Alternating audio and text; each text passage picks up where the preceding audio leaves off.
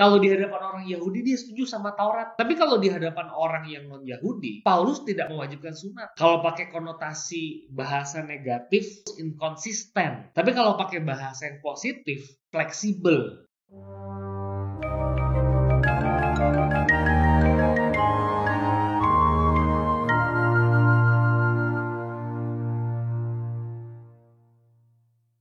Shalom teman-teman. Saudara, pada hari ini saya mau berbagi dari 1 Korintus pasal 9 ayat 19 sampai 23. Sungguh pun aku bebas terhadap semua orang, aku menjadikan diriku hamba dari semua orang, supaya aku boleh memenangkan sebanyak mungkin orang. Demikianlah bagi orang Yahudi, aku menjadi seperti orang Yahudi, supaya aku memenangkan orang-orang Yahudi. Bagi orang-orang yang hidup di bawah hukum Taurat, aku menjadi seperti orang-orang yang hidup di bawah hukum Taurat. Sekalipun aku sendiri tidak hidup di bawah hukum Taurat, supaya aku dapat memenangkan mereka yang hidup di bawah hukum Taurat. Bagi orang-orang yang tidak hidup di bawah hukum Taurat, aku menjadi seperti orang yang tidak hidup di bawah hukum Taurat. Sekalipun aku tidak hidup di luar hukum Allah, karena aku hidup di bawah hukum Kristus, supaya aku dapat memenangkan mereka yang tidak hidup di bawah hukum Taurat. Bagi orang-orang yang lemah, aku menjadi seperti orang yang lemah, supaya aku dapat menyelamatkan mereka yang lemah. Bagi semua orang, aku telah menjadi segala-galanya, supaya aku sedapat mungkin memenangkan beberapa orang dari antara mereka. Segala sesuatu ini aku lakukan karena Injil, supaya aku mendapat bagian dalamnya. Saudara, kalau kita membaca bagian yang saya penggal ini, satu paragraf, 1 Korintus 9 ayat 19 sampai 23, ada 5 kata memenangkan di sana. Paulus ingin memenangkan sebanyak mungkin orang bagi Kristus. Apa tanggapan teman-teman di sini? Kadang-kadang kekristenan itu dituduh kekristenan yang triumfalistik, ya, memenangkan, kalah kamu, saya menang. Tapi sebetulnya kalau kita baca pasal ke-9 ini, konsep memenangkan itu konsep yang alkitabiah. Kalau nggak di dalam Kristus, kamu tidak diselamatkan. Saudara harus mempertimbangkan untuk percaya kepada Kristus. Saya kira konsep itu alkitabiah. Dan yang menarik di bagian ini adalah Paulus di hadapan orang Yahudi bertindak seperti orang Yahudi. Di hadapan orang yang non-Yahudi, dia bertindak seolah-olah dia bukan orang Yahudi. Kalau pakai konotasi bahasa negatif, ya Paulus inkonsisten. Tapi kalau pakai bahasa yang positif, Paulus itu orang yang fleksibel. Yang mana yang saudara-saudara mau pakai? Jadi Paulus melakukan semuanya itu untuk memenangkan mereka. Kalau di hadapan orang Yahudi dia setuju sama Taurat. Disunat. Harus anak Torah, bar mitzvah. Seorang anak harus belajar itu umur 12 tahun. Itu kewajiban. Mereka harus memelihara, nggak boleh makan ini, nggak boleh makan itu. Tuh Taurat itu dipelihara. Literal dipelihara. Tapi kalau di hadapan orang yang non-Yahudi, Paulus tidak mewajibkan sunat. Makanya ada konflik di tengah-tengah jemaat. Ada isu bahwa Paulus ini orang yang meninggalkan Taurat. Nah teman-teman, sebetulnya saya lihat di sini Paulus itu buat orang Yahudi, di depan orang Yahudi dia pakai casing keyahudian. Di depan orang yang non-Yahudi, dia pakai casing ke non-Yahudian. Semuanya itu untuk memenangkan mereka, supaya mereka tidak terjatuh di dalam Injil. Emang bisa terjatuh dalam Injil? Bisa. Kalau teman-teman buka 1 Korintus pasal 8, di sini ada sebuah kasus. Makan makanan yang dipersembahkan kepada berhala. Boleh apa enggak? Teman-teman, buat orang Korintus pada waktu itu yang non-Yahudi, Mereka punya keyakinan bahwa berhala itu ada setannya. Itu menyembah ilah, menyembah dewa. Itu demons, itu kuasa gelap. Jadi mereka begitu jijik melihat orang itu makan makanan yang dipersembahkan kepada berhala. Kan kita kan percaya kepada Kristus, kita kan percaya kepada Tuhan, itu nggak boleh. Nah teman-teman, ini menjadi isu di jemaat Korintus mula-mula pada waktu itu. Sebagian tidak mau makan, sebagian makan aja nggak apa-apa. Buat orang non-Yahudi atau orang Yunani, memakan makanan yang bekas dikasih ke iblis, itu sesuatu yang menjijikan buat mereka. Mereka sudah meninggalkan semuanya, teman-teman. Persis dengan konteks kita zaman ini. Banyak orang kalau hidup di dalam Kristus, mereka harus meninggalkan pekerjaan. Ya, kamu Kristen nih, udahlah nggak usah kerja di sini. Oh, kamu percaya Kristus ya sekarang ya? Mereka juga digituin, didiskriminasi. Jadi mereka itu ada dalam situasi menyangkal diri begitu rupa. Orang-orang Yunani, Kristen di kota Korintus ini. Kalau mereka melihat orang makan ayam yang bekas dipersembahkan oleh keberhala, hatinya rasa, lah kita udah menyangkal diri kayak gini kok kita harus lakukan hal itu. Tapi buat orang Yahudi, makan makanan yang dipersembahkan kepada berhala itu nggak apa-apa.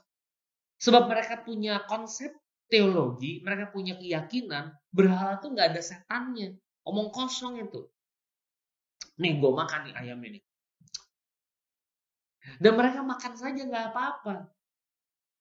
Tindakan orang Yahudi itu menghancurkan iman orang-orang Yunani. Sekali lagi ya, tindakan orang Yahudi itu menghancurkan iman orang-orang Yunani. Kalau kita lihat di ayat yang pertama ya, 1 Korintus 8, tentang daging persembahan berhala kita tahu. Kita semua punya pengetahuan. Pengetahuan yang demikian membuat orang jadi sombong.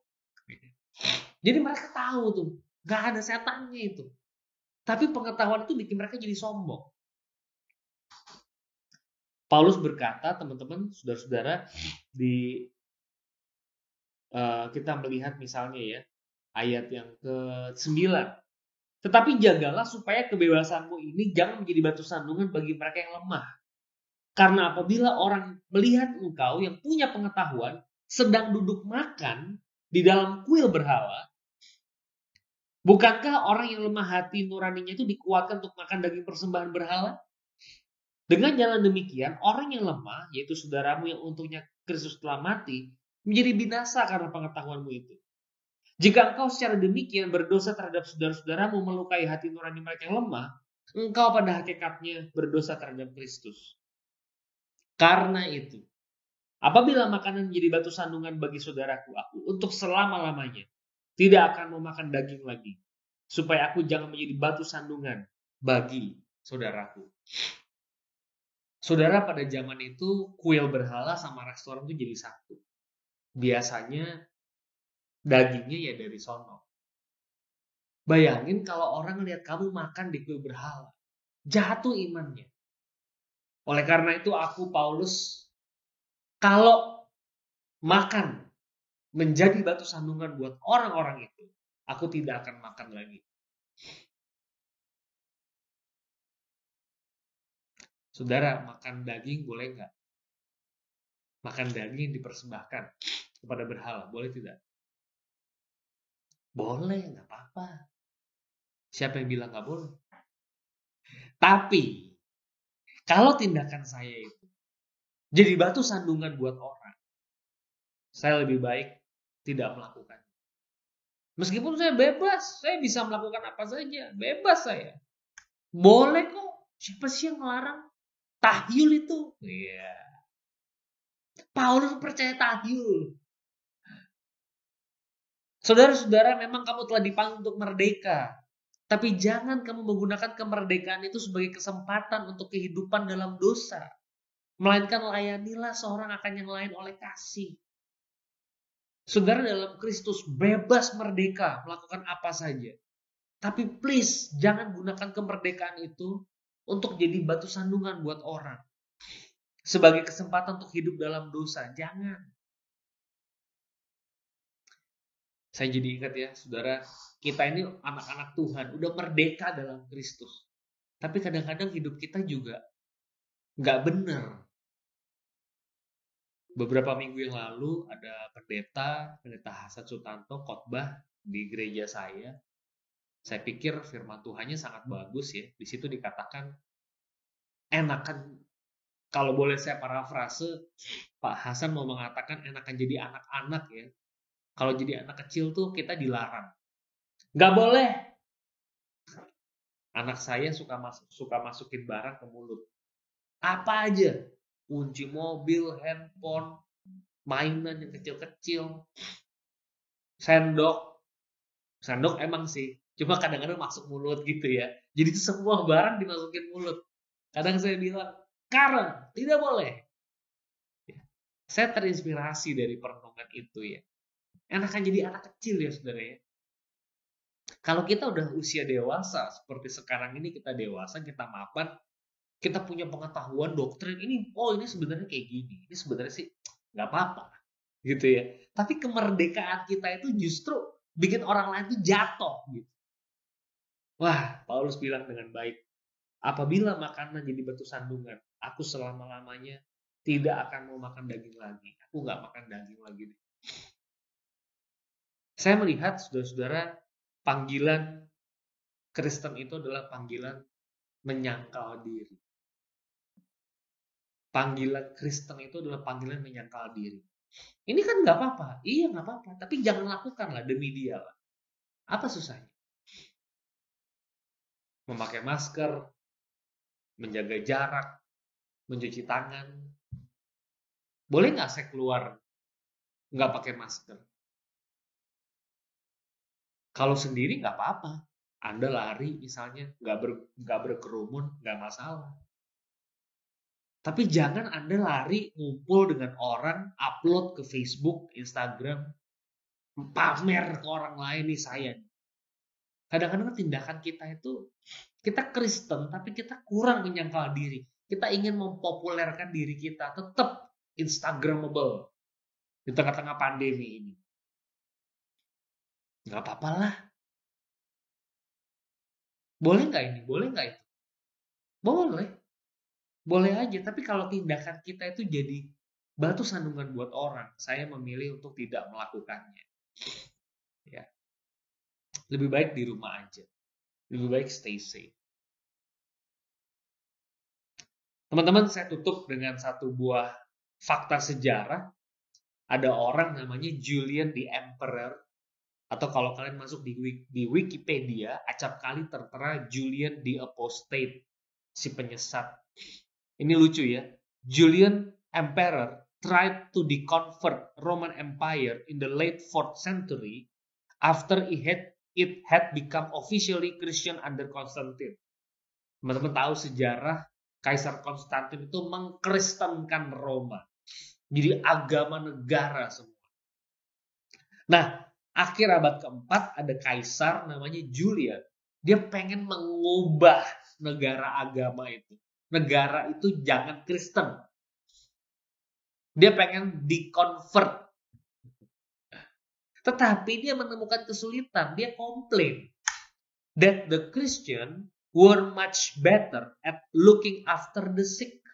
Waktu itu ada wabah juga, teman-teman. Tapi orang Kristen pada waktu itu justru kelakuannya begitu luhur bernilai. Dia jengkel sama orang Kristen karena orang Kristen baik.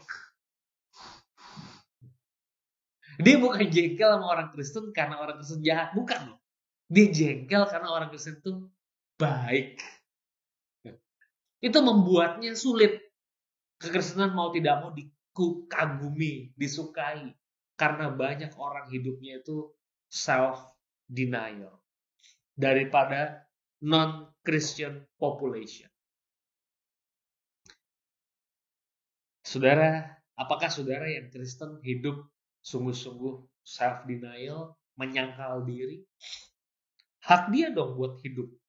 Haknya orang-orang Kristen buat hidup, tapi mereka mengingkari itu dan lebih memilih menolong orang lain. Saudara-saudara, ini yang ingin saya sampaikan hari ini. Please jadi orang Kristen yang self-denial, yang menyangkal diri. Bukan untuk mengembangkan angka jumlah pertambahan Kristen saja. Bukan itu sebetulnya, tapi kehidupan yang betul-betul seperti Injil Kristus. Saya tutup dengan kalimat ya, saudara, dari Henk Gertsma. There is no guarantee that a Christianity that aims at changing the world of society will have a deeper impact on society than a Christianity that is otherworldly. After all, the New Testament itself is otherworldly. Tidak ada garansi kekristenan yang bertujuan mengubah dunia, mengubah masyarakat. Ini kekristenan kayak gini lebih dalam dampaknya daripada kekristenan yang otherworldly. Teman-teman, daripada kita bersusah payah, bertujuan, intensional, merubah masyarakat, ada nggak yang mau merubah keluarga? Mau merubah gereja saya nggak bener. Pendetanya nggak bener. Sampai semua orang di gereja itu nggak bener. Daripada Anda bertujuan, lebih baik Anda dan saya jadi orang Kristen yang otherworldly. Kalau kita jadi orang Kristen yang tidak sama seperti dunia ini akan berubah. God bless you.